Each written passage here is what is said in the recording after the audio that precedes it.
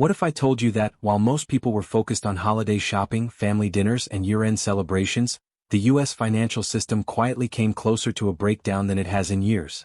Not over weeks. Not over months. In a matter of hours. In the background, almost unnoticed, the Federal Reserve injected $52 billion into the banking system.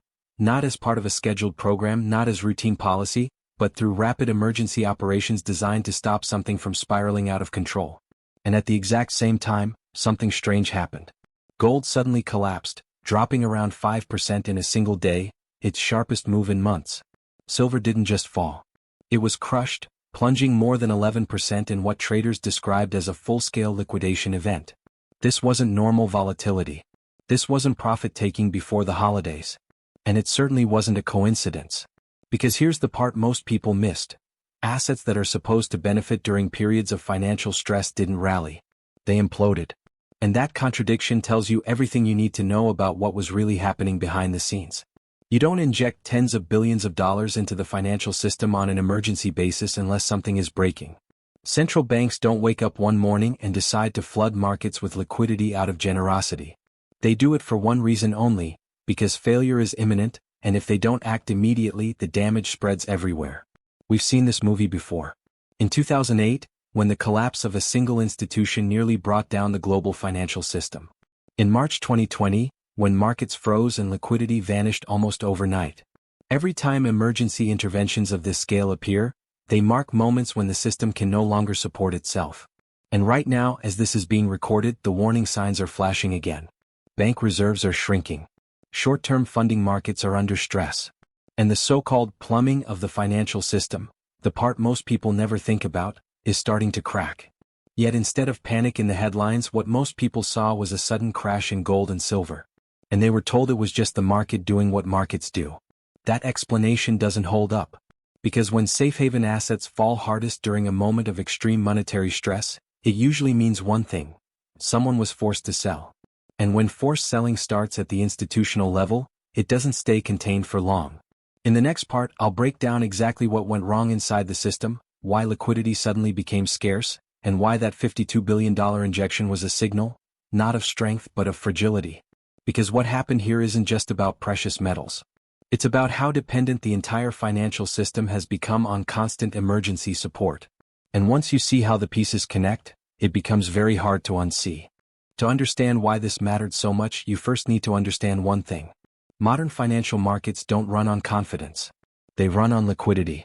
Liquidity is the invisible fuel that keeps everything moving. Banks lending to banks, institutions settling trades, markets functioning smoothly in the background. And when liquidity dries up, even for a short period of time, the system doesn't slow down gracefully. It seizes. This is where the repo market comes in. The repo market is essentially the overnight funding mechanism of the financial world. It's how banks and large institutions borrow cash for short periods, often just one day using high-quality collateral. When repo markets work, nobody notices them. When they don't, everything else starts to wobble. And in the days leading up to this event, that wobble became impossible to ignore. Bank reserves, the actual cash banks hold, fell to their lowest levels in years. At the same time, overnight funding stress began showing up more frequently, forcing the Federal Reserve to step in again and again just to keep rates under control. This alone is already a red flag. But then came the scale of the response. On a normal day, repo operations might be zero. On a busy day, maybe a few $1 billion. What happened here was completely different. $17 billion injected. Then $34 billion more overnight. Then additional liquidity layered on top just to stabilize conditions.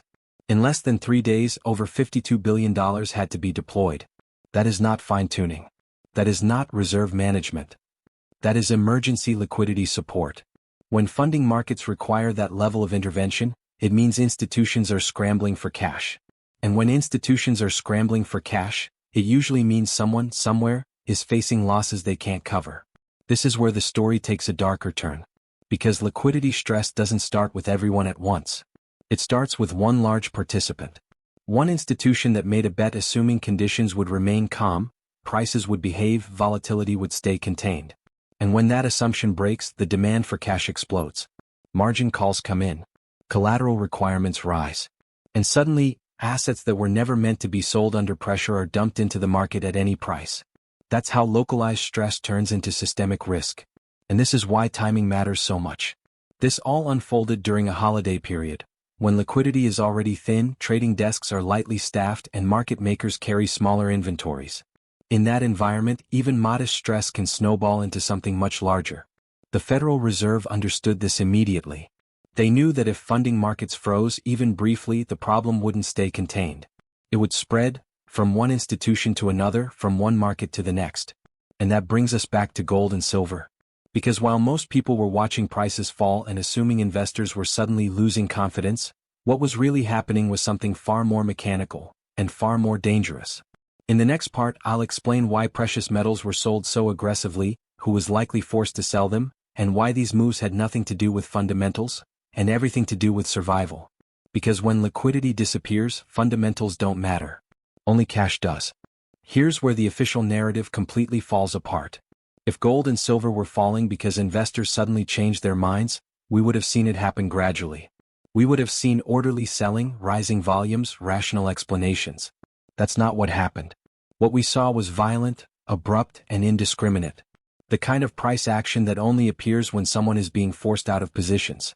Immediately. This is what forced liquidation looks like. Behind the scenes, multiple reports began circulating about a systemically important institution, a major player in the precious metals market, that had built massive short positions in gold and silver. These positions were leveraged, complex, and heavily dependent on stable funding conditions. And for a while that strategy worked. But as gold and silver prices continued to rise earlier, losses on those short positions began to mount. Margin requirements increased. And eventually margin calls arrived that could not be met. At that point there are no choices left. When a large institution fails a margin call, it doesn't get to wait for better prices. It doesn't get to believe in the long term. It has to raise cash immediately, by selling whatever it can sell as fast as it can sell it. Gold futures get dumped. Silver contracts get liquidated. Other liquid assets are sold without regard for price. Not because the seller wants to sell, but because the system demands it. This is why gold fell roughly 5% in a single day, even though the broader monetary backdrop should have supported higher prices. And this is why silver collapsed more than 11%, a move that simply does not happen in normal conditions. Silver is a smaller, thinner market. When forced selling hits it, price moves become extreme. What you witnessed wasn't a correction. It was a liquidation cascade. And once that cascade begins, it feeds on itself. Falling prices trigger additional margin calls at other institutions. Those institutions are then forced to sell, which pushes prices even lower. It becomes a self-reinforcing spiral, driven not by sentiment but by mechanics. This also explains why the timing was so dangerous. During holiday trading, liquidity is already scarce. There are fewer buyers willing to step in. Market makers reduce risk. Bid-ask spreads widen. Under those conditions, forced selling doesn't get absorbed, it crashes straight through the market. This is exactly why the Federal Reserve stepped in so aggressively. They weren't trying to support gold prices. They weren't trying to help silver investors. They were trying to stop the liquidation from spreading. Because when a major bullion-related institution is under stress, the problem doesn't stay confined to metals. It bleeds into funding markets, bank balance sheets, and the broader financial system. And that's the part that should concern you. In the next section we'll connect the dots, how a problem in precious metals threatens banks, repo markets, and credit itself, and why the Federal Reserve had no choice but to act. Because this wasn't about saving one market. It was about preventing a chain reaction. This is the point where many people make a dangerous assumption. They hear precious metals market, and think it's isolated.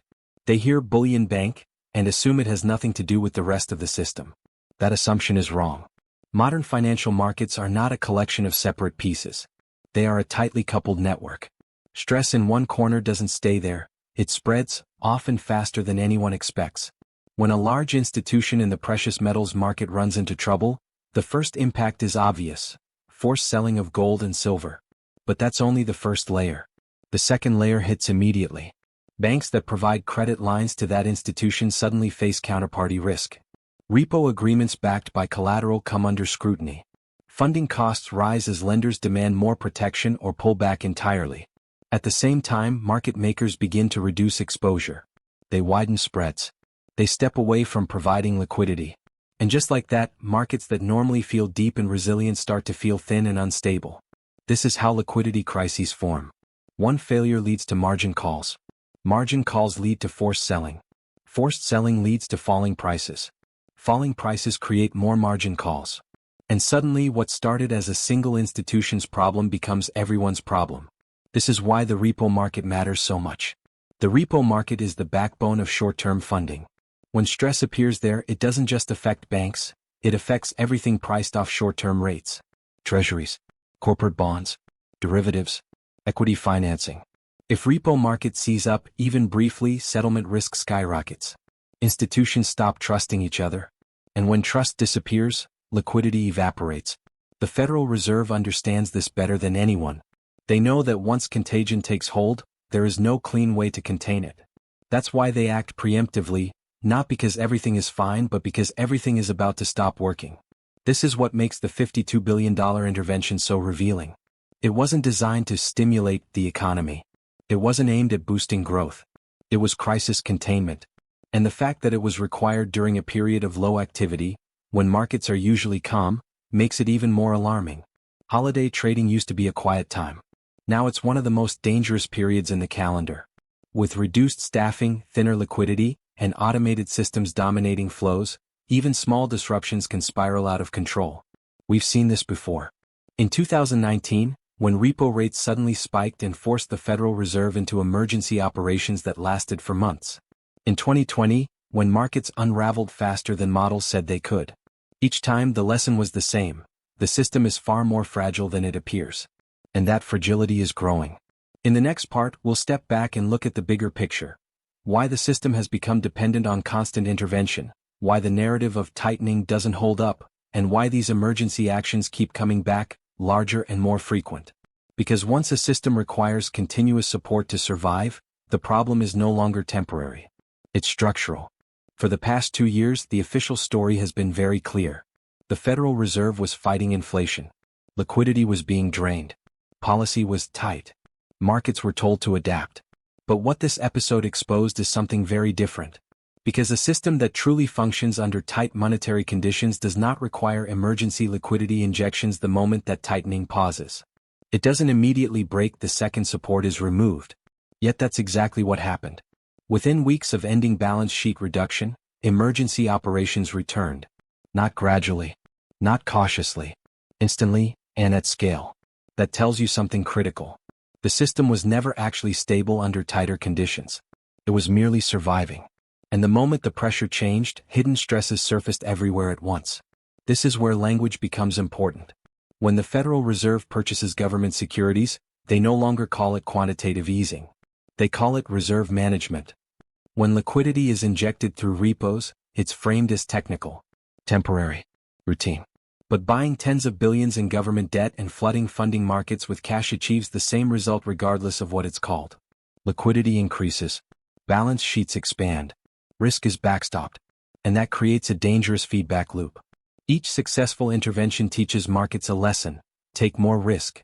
Use more leverage. Push further because when something breaks, support will arrive. This is what economists call moral hazard. And it's no longer theoretical, it's embedded in market behavior. Institutions don't position for resilience anymore. They position for rescue. And every time the Federal Reserve steps in to prevent collapse, it unintentionally guarantees that the next crisis will be larger than the last. This is why the rhetoric around inflation has become so hollow. You cannot credibly fight inflation while simultaneously ensuring that markets never experience the full consequences of excess leverage. You cannot drain liquidity from a system that collapses the moment liquidity stops flowing. What we're seeing instead is a quiet admission. The system requires continuous expansion to function. And that reality has consequences. Because when central banks are forced to prioritize stability over discipline, currency value becomes the release valve. Purchasing power erodes slowly, almost invisibly, while asset prices and systemic risks continue to rise. This is the backdrop against which the precious metals crash occurred. Not as a contradiction, but as confirmation. In the final part, we'll bring everything together. Why this wasn't really about gold or silver. What this episode reveals about the structure of modern finance. And why moments like this matter far more than most people realize. Because once you understand what just happened, it becomes clear that this was not the end of the story. It was a warning. At this point, one thing should be clear. What happened here was never really about gold. It was never really about silver. Those markets were simply where the stress surfaced first. What you witnessed was a system reacting to its own fragility. A financial structure so leveraged, so interconnected, and so dependent on constant intervention that even assets designed to protect against instability can become collateral damage when liquidity disappears. That's the paradox. At the exact moment when emergency support proves that the system cannot function on its own, the very instruments meant to hedge against that reality are forced lower, not because they failed but because the system around them did. This is what a liquidity-driven system looks like in practice. Prices no longer move primarily on fundamentals. They move on margin requirements, on funding conditions, on whether someone somewhere needs cash right now. And the more often this happens, the more distorted price discovery becomes. Each intervention buys time. Each rescue prevents collapse. But it also reinforces the same structure that made the rescue necessary in the first place. That's why episodes like this matter. They expose the mechanics. They reveal dependencies. They show you what breaks first when pressure builds. And they remind you that stability today is often borrowed from tomorrow. Most people will move on. Headlines will fade. Prices will recover. And the narrative will quietly reset, until the next intervention, the next emergency, the next unexpected stress event. But if you're paying attention, these moments form a pattern. A system that can't tolerate tightening. Markets that can't function without backstops. Liquidity that must be injected faster and in larger amounts every time. That's not strength. That's exhaustion. And understanding that difference is one of the most valuable advantages you can have. This is exactly what we document here. Not predictions. Not hype. But the financial events that get archived, forgotten, and then quietly repeated, usually with higher stakes. If you want to keep building that perspective, make sure you're subscribed to Finance Archives. Because the most important signals in finance rarely announce themselves loudly. They appear in moments like this, when something breaks, gets patched, and everyone is told nothing happened. Until next time.